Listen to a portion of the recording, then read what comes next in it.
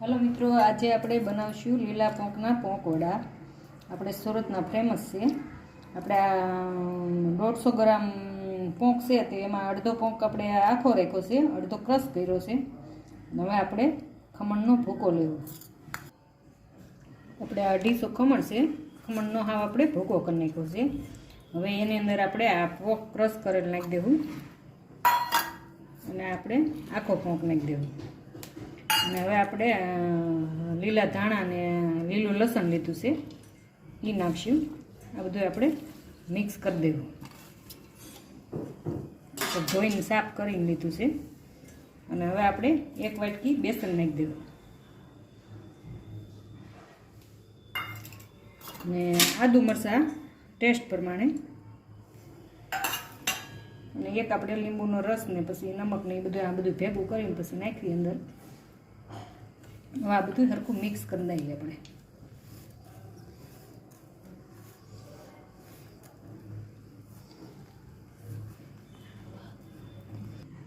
હવે આપણે આમાં 1 લીંબુનો રસ નાખી દેવું। આમાં ખમણ તો ખાટા જ હોય, પછી સ્વાદમાં વધારે ઘટે તો નાખવું લીંબુ। હવે સ્વાદ પ્રમાણે મીઠું નાખશું, થોડી ખાંડ નાખશું, 1 ચમચી નાખી છે।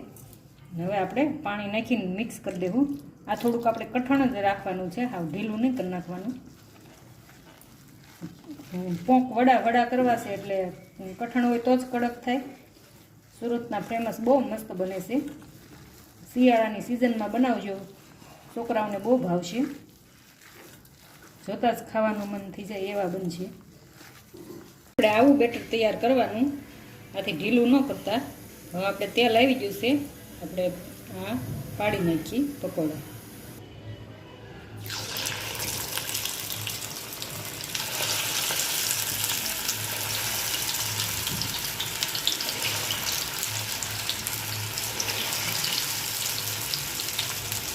આપણે આવી રીતના જરીક વડા કાઢવાના।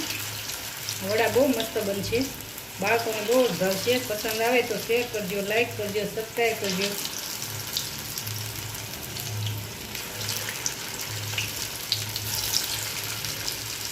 અને સેજ હેઠે આમ કરતું જવાનું, એટલે વળી છૂટું પડે થોડું।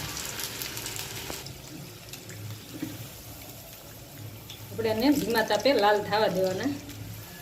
ખાવામાં બહુ ટેસ્ટી બને છે, લીલું લસણ ને લીલા ધાણા ફૂલ આવે છે ને એટલે।